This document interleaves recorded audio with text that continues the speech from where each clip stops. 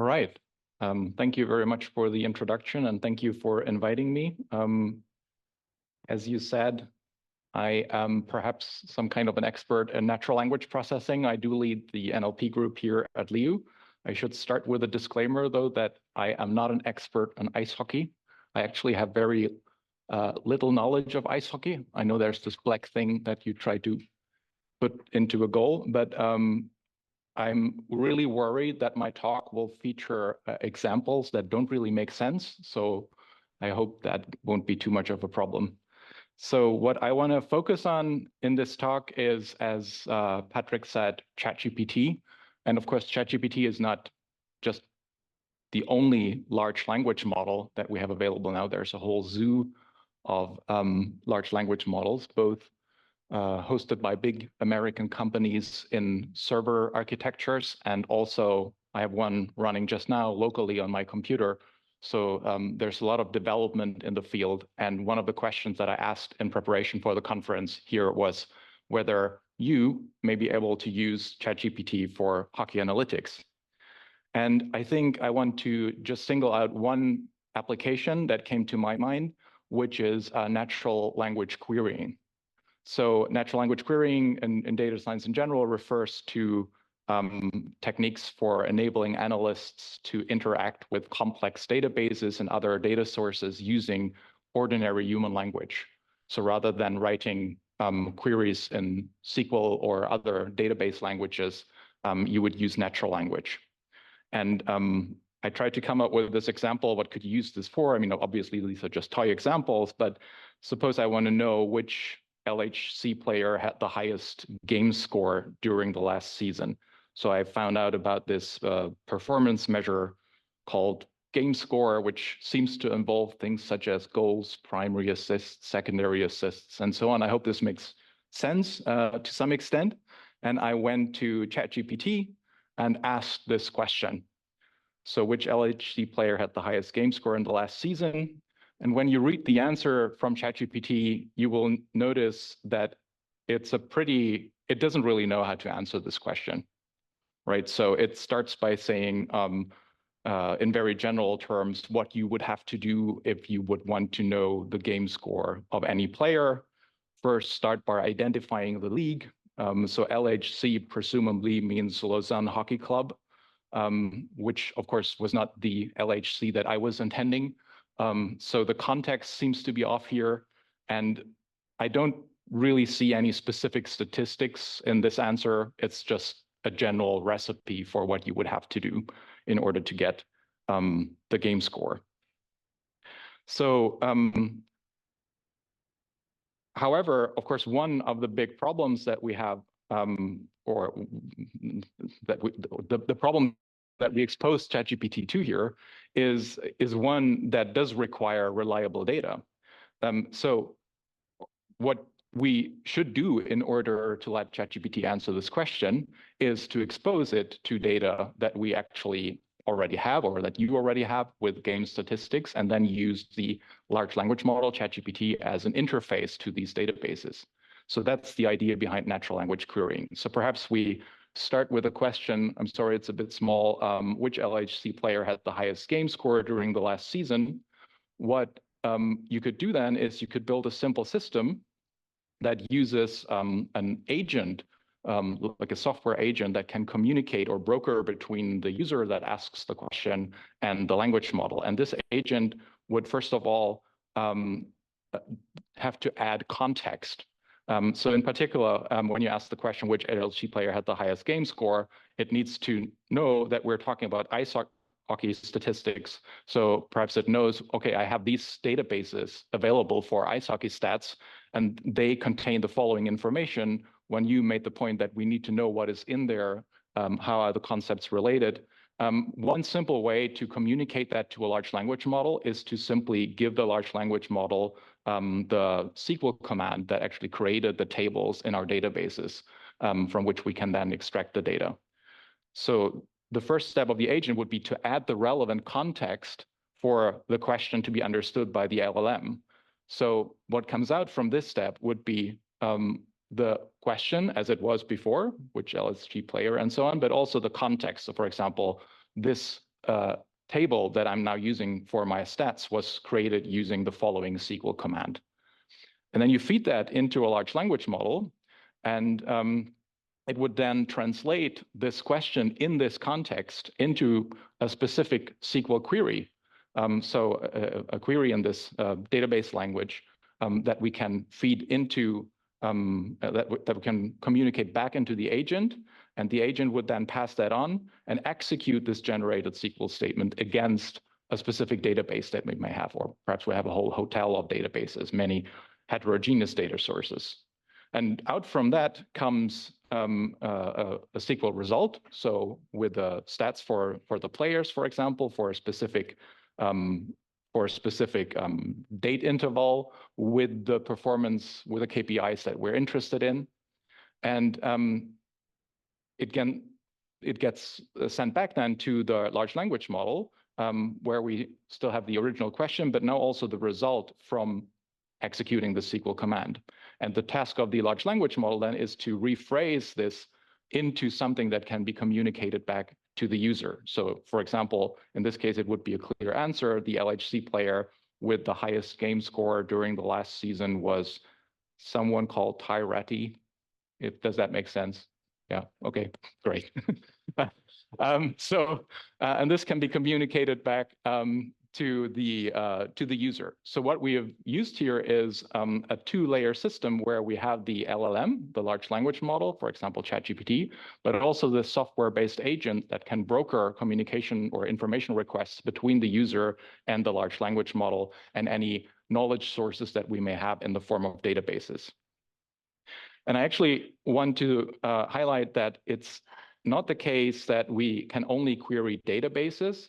Of course, one big advantage with using large language models is that it can also process information such as texts, for example, press releases or newspaper reporting on hockey teams. So I just went to this website from the SHL about a weekly recap that I guess lists important events for some of the teams and mentions players. So this is just something that I found on the web yesterday, and I thought I could show you how you can build a simple system that can collect this information and report it back to the user. So I put together this Jupyter notebook here, which is basically just a simple script that starts by loading this article into the memory of my computer here. You can see that it has retrieved the raw text of this article from the web. So that's what we're interested in, right? We're not so interested in the layout, but actually the raw text. And then we build a small system, and what this system will basically do is it will split the text into smaller chunks. And then when you ask a question to the large language model, it will not simply query the general ChatGPT model that has been trained on billions of data, but it will try to use the information from the specific article, from the specific news article. So we build a small database here of these text chunks. And of course, in a production system, there would be 10,000s, 100,000s, millions of these text chunks. Here, it's just for one article. And then we need to query this language model that I was talking about that runs on my computer it's called Llama. So it's a local language model, which is a nice thing because we may not want to share our data using an API with companies in the US that we perhaps do not trust. I mean, why wouldn't we? But and then we would basically just tell the model, okay, when you're asking questions about ice hockey, you should formulate them in a certain way. So this is what is known as prompting in large language model land. So basically, you're telling the model, you are an AI language model assistant. Your task is to, and so on. So we do that, and we retrieve text from the website that we downloaded, and we ask the model also to answer the question based only on the following context. So you may know of this phenomenon called hallucinations with large language models, where large language models have the tendency to just make up stuff because that's what they're trained to do, to generate text. And by having a question, having a prompt such as, do only use the following context, only the context from from the website, for example, we can force the model, or at least encourage it, to not do that and only use information that is actually available as a fact kind of in the article. So let's do that. And then let's ask the model a few questions. What is this document about, right? We could be interested just in getting a general purpose summary for, I don't know, we have a lot of articles, perhaps we don't have the time to read them all. We just want a summary of a large collection of articles. And now this is running on my local computer here, so it's much slower than it would be. But what you can see, basically, it goes to this database and retrieves the relevant chunks from the document. This is the context that I was talking about earlier, and then feeds the answer back to the user. It says the document is a weekly recap of news and transactions in the Swedish ice hockey. Specifically, it reports on player signings and personnel moves. So actually, when you read this, this is a pretty decent summary of the article. And let's try a few more questions. So what players are mentioned in the article could be one. The article mentions the following players: Linus Öberg, Axel Andersson, Oskar Kvist. And when you go back to the article, you can see that, yeah, these are the players that I mentioned there. Which blue liners did Brynäs acquire that week? I didn't know. You can tell me later what a blue liner is. I didn't know what it was, but the model seems to have understood it based on the context that we gave it. According to the weekly recap, acquired 2 blue liners, Axel and, sorry, Christian Dios, okay? And finally, you can see that the nice thing is when you have an access to this model, you can also use the reasoning capabilities that are already built into the model by having been trained on large volumes of data. So even information that is not explicitly stated in the article can sometimes be inferred. For example, in what year did Leeson start playing with Rögle? So this is something that is not explicitly mentioned. When you go back to the article, you can see that it mentions here, I think it's, yeah, Leeson has spent the last 5 seasons with Rögle. And when you go back to the language model and look at the answer here, according to the context, has spent the last 5 seasons with Rögle. It is not specified in the exact year he started playing with Rögle, but we can infer that he started playing with them around 2019, 2020, because the article comes from that specific date. So this is just a quick example that I wanted to show one possible use case, how we can use large language models in combination with ice hockey data for hockey analytics. And if you want to know more about that, you can try to find information about retrieval augmented generation. So this is what this is known as in my sub-community, where we generate text not simply out of the blue by the language model, but we're actually combining language models with information retrieval systems that can query different databases, can query in different modalities, right? It can be pictures, it can be motion data, and try to combine them into a useful answer. And the last thing I want to say, I only gave you examples of kind of one-shot questions. So where I asked one question and then got one answer.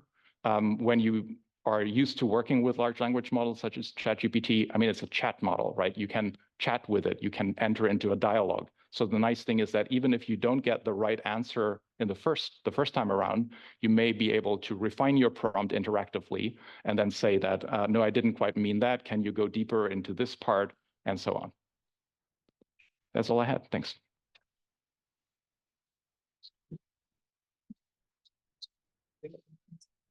That's really interesting. I was surprised to see writing code. I thought part of the whole point of LLM is you don't have to write code. So would it have been possible to say, here's a URL, here's the link to this article, use this in the context for answering my questions and avoid writing all the code? Absolutely. Okay. I mean, when you look at this code, you will also find out that it's super generic. I mean, this is basically the same system that I would build for any retrieval augmented generation system. So you could just package that into an application where you would just have to enter the URL. Actually, when you go to ChatGPT, you can already do stuff like that. Okay, so because I was thinking, oh, I just cut and paste the URL and say, here's the URL, this is my web page, answer the following questions based on the information provided in that. Yeah, I mean, that's certainly true for kind of the standard use cases, I would say. Of course, when you want to build a special application that combines different data sources, for example, does that in some way, or you want to set up an agent that runs on a server that you can sell, expose to your customers, for example, then you would have to write some code. But there's so much nice tooling available now that the amount of code that you actually have to write is very limited. Nice, thank you. Cool stuff. Regarding the first part, wouldn't have been easier to simply change the question and then you can get rid of the agent and the complete process chain? Sorry, how would you have changed it? The original question that you had with the LHC player, would have been easier to just simplify the question to get the result. And then you can get rid of the complete process, the agent. And by simplify, you mean? Yeah, being more precise with the input, because you get what you're asking for. And the question was like LHC, and I think the program answered right. It's a club in Switzerland, but it's also a club in Sweden. Yeah. But by simply change the question, you can get rid of the agent. And I mean, the thing is that when you use ChatGPT, you use a model that has been trained with data up to a specific cutoff point. So this is not data that that is continuously updated. For example, with current player stats, right? I mean, I'm not sure what the current cutoff date is. I think it's sometimes in 2023 when they stop collecting training data for ChatGPT. So when you ask a question about current events in ice hockey, you will not get an answer from ChatGPT anyway.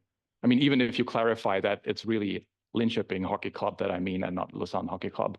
So the nice thing about the agent, what I wanted to illustrate there is that you can combine a language model with data sources that you already have and let the LLM act as an interface to these data sources. You can get some answers, like, for example, Wikipedia style questions. I mean, you can get them from the large language model out of the box. But if it's current data that you're interested in and that you want to query, then you would have to build some kind of agent-based solution anyway. And one more thing, I don't know if you've seen it, but the answer based from your code transferred a human into a product. So there was written Christian Dios is a product of a different hockey team. Okay, interesting. That was pretty funny. Yeah. I mean, at this university, we produce students. Yeah. So, yeah. Good. At least admin tells us. Yeah. So, yeah. And actually, if you rerun this, I mean, you would get a slightly different answer because there's some sampling, like statistical sampling involved, where you sample words. So you may get a different phrasing the next time you ask. And more, I don't know, you can prompt the model to be more nice, for example. Yeah. So in our talks the previous days, and I think also today, we spoke about data accuracy, artificial intelligence like ChatGPT, LLM, and then on top of that, a sense-making model. Essential. I was involved in a project with computer vision detecting and identifying players on the ice, and I was amazed with the fractional data and the sense-making algorithm then as a crucial part to make sense of it all. Maybe your assessment in general on actually with limited data, or in Google's use case, they don't always have perfect data. How big is that role of that sense-making algorithm, and how much can it correct? Otherwise, maybe not great data. Yeah. Yeah, I mean, that's an important question for a lot of applications of large language models. I mean, you're already making two questions, I would say. One is about scenarios where you don't have so much data available. I think you said limited data, but also the sense making on top of that. I mean, as I said, I'm not an expert on this particular domain at all. What I can say is that we're involved in a research project called Trust LLM, where we try to build a trustworthy large language model. And one of the aspects of trustworthiness is that there should be some sense making built into the model. It should also be trustworthy in the sense that it does not produce these hallucinations that we talked about. So it should go back to the original data sources. It should not make up stuff, but rather tell the user, I don't know. Because currently, at least the current generation of most language models is trained in such a way that you have trained them to always answer a question. And they don't know, because they're computer programs, they don't know anything. So they don't know that they may not have the answer to the question. And adding this to the large language model is one of the goals of this research project, because we hope that we make the model more trustworthy from a human perspective, so that we know when we should not rely on the information that the language model provides. So I'm not an expert in sense-making algorithms, but I hope that goes into the same direction. Yeah, thank you.